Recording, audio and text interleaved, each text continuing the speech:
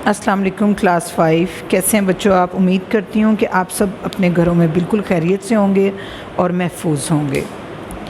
جی بچوں، last lecture میں ہم نے سبق نمبر 2 کیا تھا، نعت۔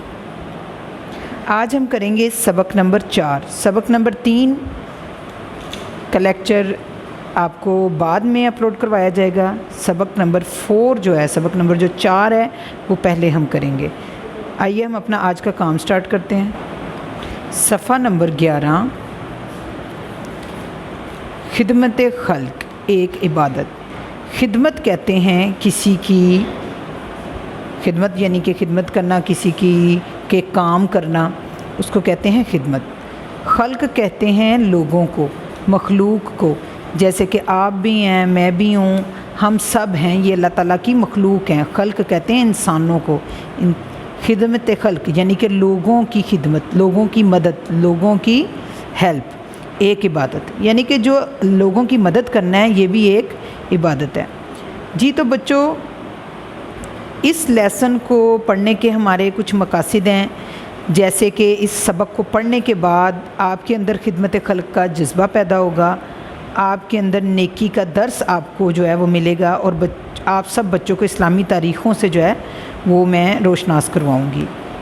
ٹھیک ہے پیارے بچوں، ابھی ہم اپنی ریڈنگ سٹارٹ کرتے ہیں۔ اللہ تعالیٰ ان لوگوں کو پسند فرماتا ہے، کیا ہے؟ اللہ تعالیٰ ان لوگوں کو پسند فرماتا ہے جو اس کی مخلوق سے پیار کرتے ہیں۔ کیا کرتے ہیں؟ اس کی مخلوق سے پیار کرتے ہیں۔ اللہ تعالیٰ کی مخلوق میں صرف انسان شامل نہیں ہے، اللہ تعالیٰ کی مخلوق میں جانور بھی شامل ہیں۔ ٹھیک ہے پیارے بچوں، مخلوق خدا کی بھلائی کے لیے کی گئی کوشش، مخلوق کے خدا یعنی اللہ تعالیٰ کی مخلوق کی بھلائی کے لیے جو بھی کوشش کی جائے اس کو خدمت خلق کہا جاتا، کوشش خدمت خلق کہلاتی ہے۔ اسلامی تاریخ میں خدمت خلق کی بے شمار مثالیں موجود ہیں۔ انہی میں سے ایک واقعہ مسلمانوں کے تیسرے خلیفہ حضرت عثمان رضی اللہ تعالیٰ عنہ کی شخصیت سے متعلق بھی ہے۔ حضرت عثمان غنی نے تمام زندگی اپنا مال خدا کی راہ میں خرچ کیا اور لوگوں کی مدد کی۔ نبوت کے 13ویں سال جب مسلمانوں نے مکہ مکرمہ سے مدینہ منورہ کی طرف ہجرت کی تو وہاں پانی کی شدید قلت تھی۔ قلت کہتے ہیں کمی کو، یعنی کہ وہاں پانی کی بہت زیادہ کمی تھی۔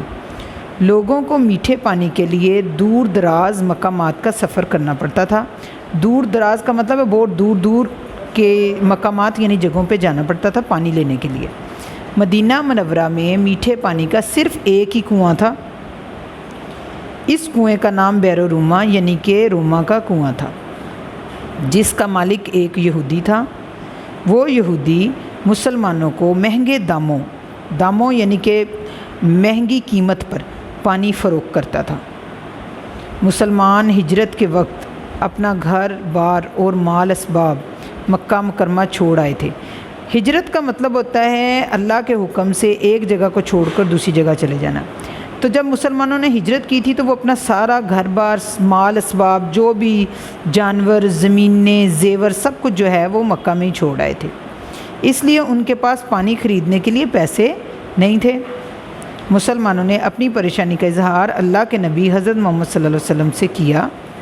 آپ صلی اللہ علیہ وسلم نے صحابہ سے فرمایا کہ کیا تم میں سے کوئی ایسا شخص ہے جو بئر روما کو خرید کر رفاع عامہ کے لیے وقف کر دے؟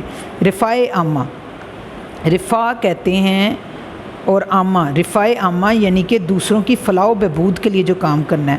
عامہ عام لوگ یعنی کہ عام لوگوں کی رفاع کے لیے، مدد کے لیے جو ہے وہ وقف کر دے، یعنی کہ اس سے معاوضہ نہ لے، پیسے نہ لے، اس کو لوگوں کی خدمت کے لیے وقف کر دے، اور کل قیامت کے روز حق تعالیٰ کے ہاں سے اس کا بہترین معاوضہ اور بدلہ حاصل کرے۔ یعنی کہ نبی پاک صلی اللہ علیہ وسلم کے کہنے کا مطلب تھا کہ اگر وہ یہاں پر یہ کام کرتے ہیں، کوئی بھی شخص بئر الرومہ کا کنواں خریدتا ہے اور لوگوں کی خدمت کے لیے وقف کر دیتا ہے، تو کل قیامت کے روز اس کو اللہ تعالیٰ کے ہاں سے اس کا بہت بڑا کیونکہ بھی یہاں وہ معاوضہ لوگوں سے نہیں لے رہا، تو اللہ کے ہاں سے اس کا بہترین معاوضہ بدلہ ملے گا۔ جو معاوضہ اس نے دنیا میں لینا ہے اس سے کئی بہتر معاوضہ اس کو اللہ سے ملے گا۔ یہ سنتے ہی حضرت عثمان غنی اس یہودی کے پاس تشریف لے گئے اور اس سے کنویں کو خریدنے کی بات کی۔ صفحہ نمبر 12۔ یہودی اس کو بیچنا نہیں چاہتا تھا۔ آخر کار بڑی کوشش کے بعد یہودی کنویں کا آدھا حق فروخت کرنے پر رضامند ہو گیا، جو آپ رضی اللہ تعالیٰ عنہ نے 12,000 درہم میں اس شرط پر خرید لیا کہ کنویں کے پانی پر ایک روز حضرت عثمان غنی کا حق ہوگا اور دوسرے روز کنواں یعنی یہودی کے لیے مخصوص رہے گا۔ جی بچوں آپ کو سمجھ آئی؟ میں ریپیٹ کر دیتی ہوں کہ حضرت عثمان غنی جو ہیں وہ جاتے ہیں یہودی کے پاس اور اسے کہتے ہیں کہ تم اپنا کنواں جو ہے وہ مجھے بیچ دو، لیکن یہودی جو ہے وہ اس کا ذہن نہیں تھا کہ وہ یہ کنواں بیچے۔ بڑی کوششوں کے بعد بات چیت کے بعد آخر کار وہ اس بات پہ راضی ہو گیا کہ اس کا آدھا حق جو ہے وہ فروخت کرنے پہ رضامند ہوا۔ آدھا حق فروخت کرنے کا کیا مطلب ہے؟ اس نے یہ کیا کہ آپ رضی اللہ تعالیٰ نے اس کو 12,000 درہم دیے، اس شرط پر دے کے خریدا کہ کنویں کے پانی پر ایک روز تو حضرت عثمان کا حق ہوگا اور ایک روز پھر اس یہودی کا حق ہوگا۔ جس روز حضرت عثمان رضی اللہ تعالیٰ عنہ غنی کی باری ہوتی، مدینہ کے چاروں جانب سے لوگ امڑ آتے اور ہر شخص اتنا پانی نکال لیتا جو اس کی 2 دن کی ضروریات کے لیے کافی ہوتا، اور اگلے روز جب کنویں کے پانی پر یہودی کا حق ہوتا تو کوئی بھی شخص اس سے پانی خریدنے کے لیے نہ آتا۔ جی پیارے بچوں آپ کو سمجھ آئی؟ دیکھیں حضرت عثمان غنی نے اس سے 12,000 درہم دے کر کنویں کا جو ہے آدھا حق خریدا۔ ایک دن حضرت عثمان غنی کی باری ہوتی تھی کنویں پر اور ایک دن جو ہے یہودی کی باری ہوتی تھی۔ اب سارے لوگوں کو پتہ تھا کہ جس دن حضرت عثمان غنی کی باری ہوگی ہمیں جو ہے وہ پانی فری میں ملے گا، یعنی کہ اس کی ہمیں قیمت ادا نہیں کرنی پڑے گی۔ تو کیا ہوتا تھا کہ لوگ چاروں جانب سے لوگ ہی لوگ امڑ آتے تھے اور وہ ایک شخص اتنا پانی نکال لیتا تھا کہ اگلا دن اس کا آسانی سے نکل جاتا تھا، تاکہ جس دن یہودی ہو تو ان کو کنویں پہ جا کے پانی خریدنا نہ پڑے۔ حضرت عثمان غنی جو ہیں وہ فری پانی لوگوں کو دے رہے تھے، جبکہ یہودی جو ہے وہ اس کا معاوضہ لیتا تھا اور بھاری معاوضہ لیتا تھا۔ تو جب اگلے روز یہودی کا حق ہوتا تو کوئی بھی شخص اس سے پانی لینے نہ آتا۔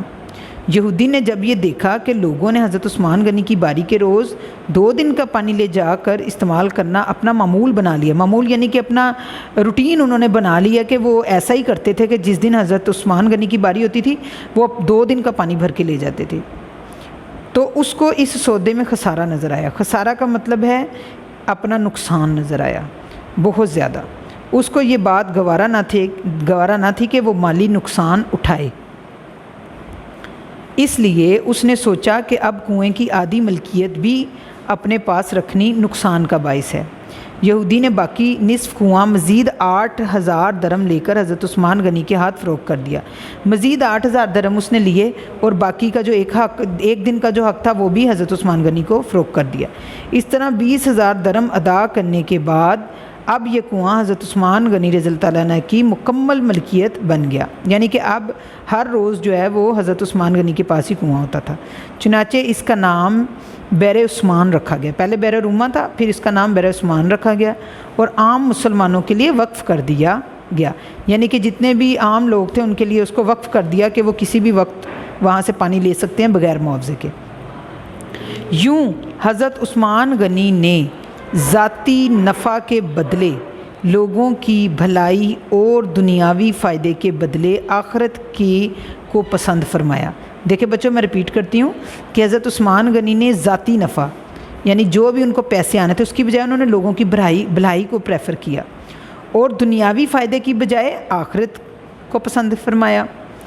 وہ کنواں آج بھی مدینہ منورہ میں صدقہ جاریہ کے طور پر موجود ہے، تو سوچیں کتنا اجر ان کو مل رہا ہوگا، اور اس کا ثواب انشاءاللہ قیامت تک آپ رضی اللہ تعالیٰ عنہ کو ملتا رہے گا۔ اس میں کچھ خاص الفاظ ہیں جو نیچے دی گئے ہیں، یہ تصویر ہے آپ دیکھ سکتے ہیں بئر عثمان کی۔ خاص الفاظ ہیں مال و اسباب یعنی کہ دولت مال جانور وغیرہ، قلت، کمی، وقف، سپرد کر دینا، معمولی، عام سا، رفاع عامہ لوگوں کی فلاح و بہبود کے لیے کام، معاوضہ یعنی کہ اس کا بدلہ، صدقہ جاریہ ایسا صدقہ جو کہ مرنے کے بعد بھی اس کا ثواب پہنچتا رہے، اس کو کہتے ہیں صدقہ جاریہ، مخصوص یعنی کہ خاص۔ صفحہ نمبر 13، سبق کے حوالے سے درست جواب پر ٹک کا نشان لگائیے۔ یہودی سے کنواں خریدا، حضرت ابوبکر صدیق نے، حضرت عمر فاروق نے، حضرت عثمان نے، حضرت علی مرتضیٰ نے، حضرت عثمان غنی رضی اللہ تعالیٰ عنہ نے۔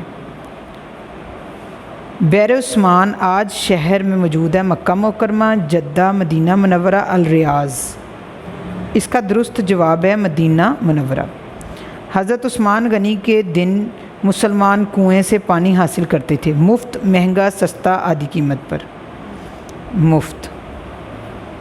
مسلمانوں نے نبوت کے بعد مکہ مکرمہ سے ہجرت کی، 13ویں سال، 15ویں سال، 11ویں سال، 12ویں سال۔ اس کا درست جواب ہے 13ویں سال۔ صفحہ نمبر 14،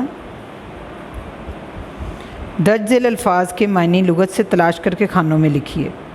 خسارہ یعنی کہ نقصان، معمول ایسا عمل جو بار بار کیا جائے، بشارت یعنی کہ خوشخبری، معاوضہ یعنی کہ بدلہ یا صلہ، صدقہ جاریہ ہمیشہ فائدہ دینے والا صدقہ، نفع یعنی کہ فائدہ۔ جی تو بچوں آج کا لیکچر یہاں تک کے لیے، باقی کی ایکسرسائز اور جملہ سازی اور سوال جواب جو ہیں وہ آپ کو نیکسٹ لیکچر میں انشاءاللہ میں کرواؤں گی۔ آپ نے اس جو ریڈنگ میں نے آپ کو کروائی ہے اس چیپٹر کو بار بار رپیٹ کر لینا اچھے طریقے سے، اور جو کام کروایا اس کو بھی رپیٹ کر لینا ہے۔ تو انشاءاللہ نیکسٹ لیکچر میں اسی چیپٹر کے بقیہ حصے کے ساتھ میں حاضر ہوں گی۔ تب تک آپ گھروں میں رہیے اور محفوظ رہیے۔